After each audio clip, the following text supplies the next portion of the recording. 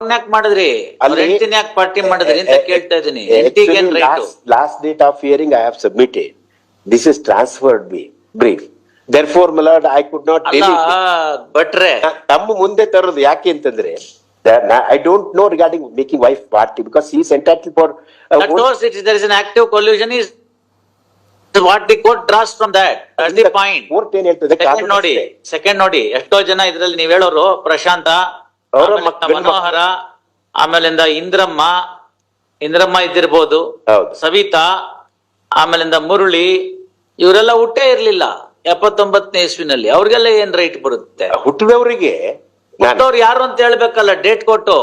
79ರಲ್ಲಿ ಯಾರ್ಯಾರಿದ್ರು? First defendant ಮತ್ತೆ first ಪ್ಲೇಂಟಿಫ್ಗೆ ಹುಟ್ಟಿದಂತ ಮಕ್ಕಳು ಯಾರು?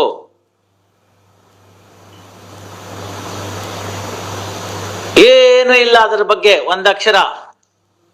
ಅಪ್ಪ ಮಾರೋದು, ಚಿಕ್ಕಪ್ಪ ಮಾರೋದು, ಗಂಡ ಮಾರೋದು, ಹೆಂಡ್ತಿರ್ಗ್ ಬಂದ್ ಕೇಸ್ ಹಾಕೋದು, ಮಕ್ಕಳು ಬಂದ್ ಕೇಸ್ ಹಾಕೋದು, ಇವೆಲ್ಲ ಏನ್ ಅಸಹ್ಯ. ನಿಮ್ಮ ಅಪ್ಪಂಗೆ ನಾಳೆ ದಿನ ಸತ್ತೋದ್ಮೇಲೆ ಎಡೆ ಇಟ್ರೆ ಅವ್ನು ತಗೋತಾನ, ನಮ್ಮಪ್ಪ ಕಳ್ಳ, ಅವನ ಅಯೋಗ್ಯ, ನಮಗ್ ಮೋಸ ಮಾಡ್ಬಿಟ್ಟ ಅಂತ ಹೇಳಿದ್ರೆ ಪಿತೃಪಕ್ಷದಲ್ಲಿ ಏನ್ ಮಾಡ್ತಾರೆ ಹೇಳಿ? ಇನ್ನು 15 ದಿವಸಕ್ಕೆ ಬಂದು ಕೂತ್ಕೊಳ್ಳುತ್ತಲ್ಲ.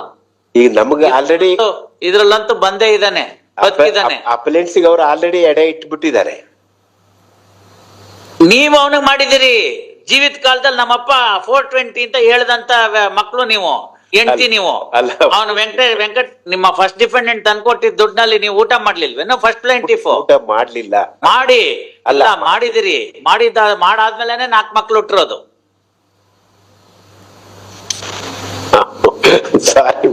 ವೆಂಕಟೇಶಪ್ಪ ಫಸ್ಟ್ ಡಿಫೆಂಡೆಂಟ್ 79ನೇ ಇಸ್ವಿನಲ್ಲಿ ಏನ್ ಪ್ರಾಪರ್ಟಿ ಕೊಂಡ್ಕೊಂಡು ಅದರಿಂದ ಜೀವಿತ ಮಾಡ್ದ ಚಿಕ್ಕಪ್ಪಯ್ಯ ಅವ್ರ ಅಪ್ಪ.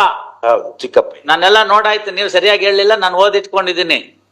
ವೆಂಕಟೇಶಪ್ಪ ಅಂತಕ್ಕಂಥವನು ಫಸ್ಟ್ ಪ್ಲೇಂಟಿಫ್ ನ ಗಂಡ, ಪ್ಲೇಂಟಿಫ್ ನಂಬರ್ 2 to 4 ಅವ್ರಿಗೆ ಅಪ್ಪ. ಆಯ್ತಲ್ಲ? ಅದೇ ತರನೇ ವೆಂಕಟಸ್ವಾಮಿ ಅನ್ನೋನು ವೆಂಕಟೇಶಪ್ಪನ್ ತಮ್ಮ, ಗೊತ್ತಾಯ್ತಲ್ಲ? ಅವನ್ ಮಕ್ಕಳು ಮಿಕ್ದವ್ರು. ಆಯ್ತಲ್ಲ? ಕೃಷ್ಣಮೂರ್ತಿ ಇನ್ನೊಬ್ಬ ತಮ್ಮ, ಅಂದ್ರೆ ವೆಂಕಟೇಶಪ್ಪನ ಇವ್ರಿಗೆ ಚಿಕ್ಕಪ್ಪ, ಮೈದಾ ಚಿಕ್ಕಪ್ಪ. ಫಸ್ಟ್ ಪ್ಲೇಂಟಿಫ್ಗೆ ಮೈದಾ, ಮಿಕ್ದವ್ರಿಗೆ ಚಿಕ್ಕಪ್ಪ. ಅದಾದ್ಮೇಲೆ ಶ್ರೀಧರ್ ಯಾರೋ ಗೊತ್ತಾಗ್ತಾ ಪರ್ಚೇಸರ್. All right. ಸೊ ಇವ್ರು 3 ಜನ, ಮತ್ತೆ ಪ್ಲೇಂಟಿಫ್ಸ್ 10 ಜನ, ಇವ್ರು 13 ಜನ ಒಂದೇ ಮನೆಯವರು, ಗೊತ್ತಾಯ್ತಲ್ಲ?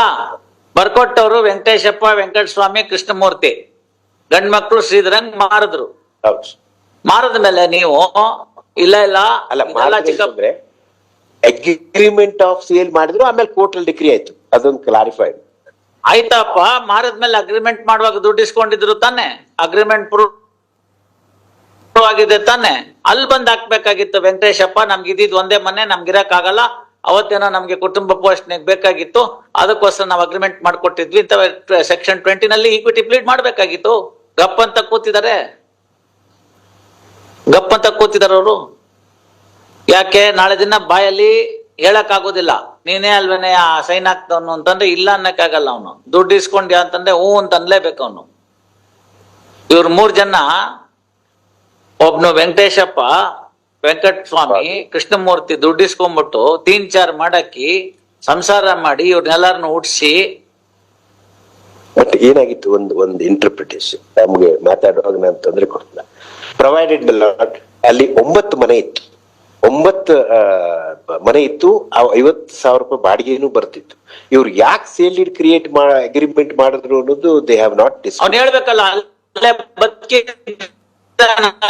First dependent is very much there, he should come out and then say ಇಂತ ಕರ್ಮ ಇತ್ತು ನಮ್ಗೆ ಅಂತ.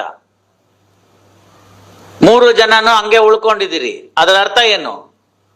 ಮನೆಯವರೆಲ್ಲ ಗಂಡಸರು ಸೇರ್ಕೊಂಡು ಮಾರೋದು, ಆಮೇಲಿಂದ ಬೃಹಣ್ಣಳೆ ತರ ಯುದ್ಧಕ್ಕೆ ಹೆಂಡತಿನ ಕಳ್ಸೋದು. ಅಲ್ಲಿ ಏನಾಗಿದೆ, ಇಡೀ ಫ್ಯಾಮಿಲಿ ನೀವು ನೋಡಿ, ಅವ್ರ ಹೆಂಡತಿನ ಪಾರ್ಟಿ ಮಾಡಿದಿರಲ್ಲ ಫಸ್ಟ್ ಪ್ಲೇಂಟಿಫ್ ನ. ಫಸ್ಟ್ ಪ್ಲೇಂಟಿಫ್, ಅದಕ್ಕೆ ನಾನು ನಿಮ್ಗೆ ಆ ಪ್ರಶ್ನೆ ಕೇಳಿದ್ದು. ಇಲ್ದೆ ಹೋದ್ರೆ ನಾನೆಲ್ಲ ಕೇಳ್ತಿರ್ಲಿಲ್ಲ. ಅವ್ರ ಪರಿಸ್ಥಿತಿ ಹೇಗಾಗಿದೆ ಅಂತ. ಪರಿಸ್ಥಿತಿ ಹೇಗೋ ಅಲ್ಲ, ಪರಿಸ್ಥಿತಿ ಕೆಟ್ಟ ಯೋಚನೆ ಅಷ್ಟೇ. ಪರಿಸ್ಥಿತಿ ಅಗ್ರಿಮೆಂಟ್ ಮಾಡ್ಕೊಡಕ್ ಒಬ್ರು, ಆಮೇಲಿಂದ ಅದನ್ನ ಡಿನೇ ಮಾಡೋದಕ್ಕೆ ಇನ್ನೊಬ್ರೇನು. ಪರಿಸ್ಥಿತಿ ಎಲ್ಲ ಏನಿಲ್ಲ. ಸತ್ಯಕ್ಕೆ ಬೆಲೆ ಕೊಟ್ಟಂತ ದೇಶ ಇದು. ಹೆಂಡತಿ ಮಕ್ಕಳನ್ನ ಮಾರದಂತ ಸತ್ಯ ಹರಿಶ್ಚಂದ್ರ. ಅಲ್ಲಿ ಮಾರಾಕ್ಬಿಟ್ಟಿರ್ತಾನೆ ಚಂದ್ರಮತಿನ ಲೋಹಿತಾಶ್ವನ್ನ ಸಂತನಲ್ಲಿ. ಗೊತ್ತಾಯ್ತಲ್ಲ, ಮಾರ್ಬಿಟ್ಟಿರ್ತಾನೆ. ಬಟ್ ಪರಿಸ್ಥಿತಿ ಹಾಗೆ ಬಂತು ಅವತ್ತು. ಇವಾಗ ಅದಕ್ಕಿಂತ ಕೆಟ್ಟ ಹೋಗ್ತಾನ ಅವನು. ಉಣ್ಬೇಕು ಅಂತ ಇವನು ಜೀತಕ್ಕೆ ಸೇರ್ಕೊಂಡ್ಬಿಟ್ಟಿರ್ತಾನೆ ವೀರ್ಬಾವು ಜೊತೆಗೆ. ದುಡ್ಡಿರ್ಲಿಲ್ಲ. ವೀರ್ಬಾವು ಜೊತೆಗೆ ಸ್ಮಶಾನಕಾಯಿಗೆ ಸೇರ್ಕೊಂಡ್ಬಿಟ್ಟಿರ್ತಾನೆ ತೀರ್ಸೋದಿಕ್ಕೋಸ್ಕರ. ಸೇರ್ಸ್ಕೊಂಡ್ಬಿಟ್ಟಿದ್ರೆ ಎಣ ತಗೊಂಡ್ ಬರ್ತಾಳೆ ಲೋಹಿತಾಶ್ವಂದು ಚಂದ್ರಮತಿ, ಸ್ಮಶಾನದಲ್ಲಿ ಊತಾಕ್ ಬಿಡ್ತೀನಿ ಅಂತ. ಕೇಳ್ತಾಳವಳು, ಏನಪ್ಪಾ ಅವಕಾಶ ಮಾಡ್ಕೊಡು ಅಂತ. ದುಡ್ಡು ತಂದಿದ್ಯಾ ಅಂತ ಕೇಳ್ತಾನೆ. ಫಿಕ್ಸ್ ಆಗಿರುತ್ತೆ ರೇಟು, ಒಂದ್ ಬುಂಡೆ ಎಂಡ, ಪಂಚೆ, ಇನ್ನೇನೋ ಧಾನ್ಯ, ಒಂದಿಷ್ಟು ರೂಪಾಯಿ ಅಂತ. ಅದ್ ತಂದಿದ್ಯಾ ಅಂತ ಕೇಳ್ತಾನೆ. ಚಂದ್ರಮತಿ ಹೇಳ್ತಾಳೆ, ಎಲ್ಲಿರ್ಬೇಕು ನನ್ನ ಹತ್ರ ಏನಿಲ್ಲ, ನನ್ ಮಗ ಸತ್ತೋಗಿದ್ದಾನೆ ಬಿಡು ಅಂತ. ಆಗ ಹೇಳ್ತಾನೆ ಸತ್ಯಹರಿಶ್ಚಂದ್ರ, ನಾನಿವಾಗ ನಿನ್ ಗಂಡ ಅಲ್ಲ, ನಾನು ನಿನ್ನ ಮಾರಾಕಿದ್ದೀನಿ, ಹಳೆ ಸಂಬಂಧ ನೆನಪಿಸ್ಬೇಡ, ಇದಿಷ್ಟು ತಂದ್ರೆ ಉಣಕ್ ಅವಕಾಶ ಮಾಡ್ಕೊಡ್ತೀನಿ, ಇಲ್ದೇ ಇಲ್ಲ ಅಂತ. ಅದು ಸತ್ಯದ ಕಾಲ. ನೀವು ಸತ್ಯಹರಿಶ್ಚಂದ್ರನ್ ವಂಶದ ಕೊನೆ ತುಂಡು ಅಂತ ಹೇಳಿದ್ರೆ ಕೇಳ್ತಾ ಇದ್ದೀನಿ ಅಷ್ಟೇ.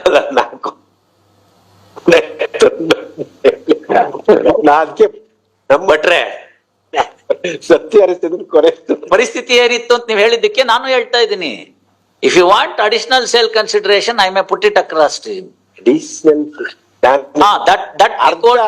Court can do it. That the court can do it. This court has already done it. ಅವ್ರು ಯಾವ ಸರ್ಕಮ್ಸ್ಟೆನ್ಸಸ್ ನನಗೆ ಗೊತ್ತಿಲ್ಲ. If they want, they can do it. That is the only thing that I can pursue at the other side. Otherwise, I'll have to simply dismiss. Then once a respectful submission is, there are 3 portions. ಯಾವ portion ಕೊಡೋದಿಲ್ಲ. 3 ಜನಕ್ಕೆ 3 portion 3 ಮನೆ ಅಂತ ಮಾಡಿದ್ರು.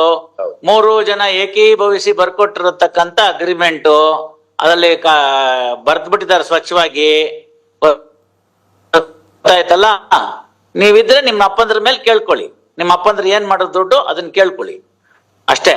ಅದಾಯ್ತು ಅಂತಂದ್ರೆ additional sale consideration ಬೇಕು ಅಂದ್ರೆ I will persuade and then see to it that something is paid, taking note of the value of the property. Otherwise, nothing doing. Otherwise, nothing doing.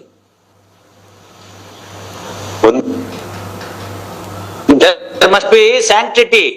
ಇವತ್ತೆಲ್ಲ ಇಸ್ಕೊಂಡ್ಬಿಡೋದು, ಎಲ್ಲ ತೀನ್ಚಾರ್ ಮಾಡಕ್ ಬಿಡೋದು ದುಡ್ಡನ್ನ. ಅವತ್ತಿನ ದಿವಸ ನಿಮ್ಗೆ ದರ್ದಿತ್ತು, ತಗೊಂಡಿದ್ದೀರಿ, ಅವನ ಹತ್ರ ದುಡ್ಡಿತ್ತು, ಕೊಟ್ಟಿದ್ದ. ಸೇಲ್ ಅಂದ್ರೆ ಏನು? ಮತ್ತೆ ನಿಮಗ್ ಬೇಕಾಗಿದೆ, ಆ ಕಡೆ ಹಿಟ್ಟು ಹಳಸೋಗಿದೆ, ಈ ಕಡೆ ನಾಯಿ ಕಾಯ್ಕೊಂಡಿದೆ, ಅದು sale. No other emotions there. ನಿನಗೆ ದರ್ದಿದೆ ದುಡ್ಡಿಗೆ, ನನ್ನ ಹತ್ರ ಪ್ರಾಪರ್ಟಿ ಇದೆ, ನನ್ನ ಹತ್ರ ದುಡ್ಡಿದೆ, ನಿನ್ ಪ್ರಾಪರ್ಟಿ ಕೊಡು, ನಾನು ಕೊಡ್ತೀನಿ ಅಷ್ಟೇ. No other emotions.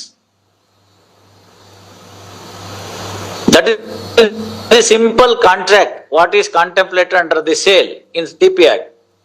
I have money, you have property, you want money, I want property. There ends the matter. No other emotions, no other sale. ಆಮೇಲೆ ಕೋರ್ಟ್ನವ್ರು ನೋಡಿದ್ರೆ ಅಯ್ಯೋ ಪಾಪ ಏನೋ ಆಗೋಗ್ಬಿಡುತ್ತೆ ಅಂತ. ಈ ಅಯ್ಯೋ ಪಾಪ ಅನ್ನೋ ಮಿಸ್ಪ್ಲೇಸ್ ಸಿಂಪತಿನೇ ಇಲ್ಲಿ ತಂದು ನಿಲ್ಸಿರೋದು. ಬರ್ಕೊಡುವಾಗ ಯೋಚನೆ ಮಾಡ್ಬೇಕಾಗಿತ್ತು. ಒಬ್ನಲ್ಲ ಅಂತ 3 ಜನ ಸೇರ್ಸ್ ಬರ್ಕೊಟ್ಟಿದ್ದಾರೆ. ಅವತ್ತಿನ ದಿವಸ ಬೇಕಾಗಿತ್ತು ದುಡ್ಡು, ತಗೊಂಡಿದ್ದಾರೆ. They remain ex parte, they don't contest the suit. ಎಲ್ಲಾರು ಸೇರ್ಕೊಂಡು ಒಬ್ಬನಿಗೆ ಮಾಡ್ಬಿಟ್ಟು 13 ಜನ ಒಂದ್ ಕಡೆ ಸೇರ್ಕೊಂಡು ಅವ್ನ ತಲೆ ಮೇಲೆ ಮೆಣಸರಿಯಕ್ ನೋಡಿದ್ರೆ ಹೆಂಗಾಗತ್ರಿ? ಮೆಣಸರಿಯಕ್ ನೋಡ್ಲಿಲ್ಲ ನಾನು. ಮೆಣಸರಿಯೋದೇ ಇನ್ನೇನ್ ದಾವ ಹಾಕ್ಸಿ ಅವ್ನ ಕೋರ್ಟಿಗೆ ಬಂದು ಒದ್ದಾಟ ಮಾಡ್ಕೊಂಡು ಇಷ್ಟೆಲ್ಲ ಮಾಡ್ಕೊಂಡು ಹಿಂಸೆ ಪಟ್ಕೊಂಡಿರೋದು, ಅಗ್ರಿಮೆಂಟ್ ಪಡ್ಕೊಂಡಿದ್ದು ಇದೇ ಕಾರಣಕ್ಕೋಸ್ಕರನ. ಅದೆಲ್ಲ ಏನು ಮಾಡಕ್ ಬರಲ್ಲ. ಗಣಪತಿ ಭಟ್ರೆ ಏನಾರು ಒಂದು ಬೇರೆ ತರ ಇತ್ತು, ಮದ್ವೆಗೋ ಮುಂಜಿಗೋ ಅಂತ ಏನೋ ಕೇಳಿದ್ರು, ನಂಬಿಕೆ ಕ್ರಯ ಅಂತ ಮಾಡ್ಕೊಟ್ಟಿದ್ರು, ದುಡ್ಡು ಕೊಟ್ಬಿಟ್ರೆ ಬಡ್ಡಿ ಸಮೇತ ವಾಪಸ್ ಕೊಟ್ಬಿಡ್ತೀನಿ ಅಂತ ಹೇಳಿದ್ರು. ಅಂತದ್ದೇನಾರು ಪ್ಲೀ ಇದ್ದಿದ್ರೆ ಐ ಕುಡ್ ಹ್ಯಾವ್ ಕನ್ಸಿಡರ್ಡ್. ಏನಿಲ್ಲ, ಗಮ್ ಅಂತ ಕೂತಿದ್ದಾರೆ ಒಳಗಡೆ ಹೋಗಿ ಬಚ್ಚಿಟ್ಕೊಂಡು.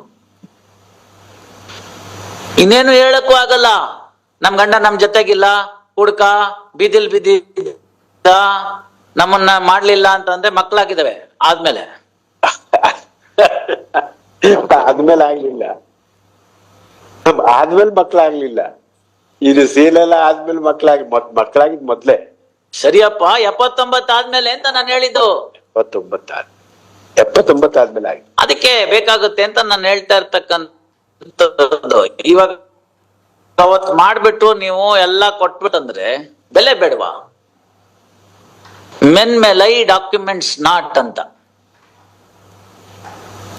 ಮನುಷ್ಯನ ಎಲವಿಲ್ಲದ ನಾಲ್ಗೆ ಹೆಂಗ್ ಬೇಕಾದ್ರೂ ಹೊರಳುತ್ತೆ ಅಂದ್ಬಿಟ್ಟು ಒಂದು ದಾಖಲೆ ಅಂತ ಬರ್ಸ್ಕೊಳ್ಬೇಕಾಗಿ ಬಂದಿದ್ದು. ಇಲ್ದೇ ಇದ್ರೆ ದಾಖಲೆ ಇಲ್ದೇ ಇರೋ ಕಾಲ ಇತ್ತು. ಮಾತಿಗೆ ಬೆಲೆ ಕೊಟ್ಬಿಟ್ಟಿದೀನಿ, ಅಲ್ಲಿ ಮುಗ್ದೋಯ್ತು. ಇವಾಗ ಆ ಪರಿಸ್ಥಿತಿಯಿಂದ ಡಿವಿಯೇಟ್ ಆಗಿದ್ದೀವಿ. Document is there, he doesn't say a single word about the document.